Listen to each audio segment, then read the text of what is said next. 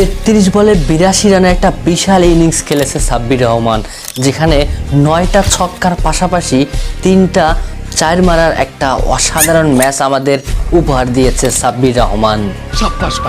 আপনারা সবাই আমার এই কথার সাথে একমত হবেন যে আমরা যারা বাংলাদেশের ক্রিকেট খেলা পছন্দ করি এবং বাংলাদেশের ক্রিকেট খেলাকে একটু টুকটাক ফলো করি, তারা আমরা সবাই চাই যে বাংলাদেশের বেশ কয়েকটা প্লেয়ার সবসময় ফর্মে থাক এবং তারা যেন সবসময় আমাদেরকে একটা সুন্দর খেলা উপহার দেয়।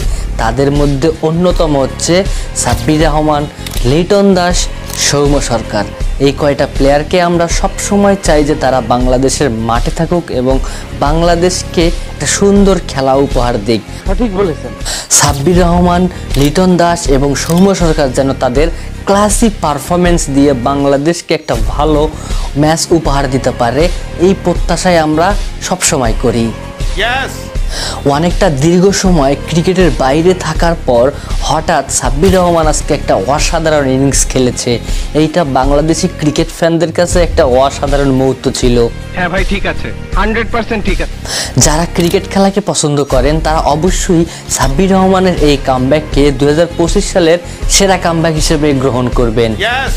আমি নিজেও এটা গ্রহণ করেছি, কারণ সাব্বির রহমানের যে ক্লাসি ব্যাটসম্যান, এই ব্যাটসম্যানের যে ক্লাসি পারফরমেন্স, সেটা দেখে আমি রীতিমতো মুগ্ধ হয়েছি। 33 বলে 82 রানে একটা বিশাল ইনিংস খেলেছে সাব্বির রহমান, যেখানে 9টা ছক্কার পাশাপাশি 3টা চার মারার একটা অসাধারণ ম্যাচ আমাদের উপহার দিয়েছে সাব্বির রহমান।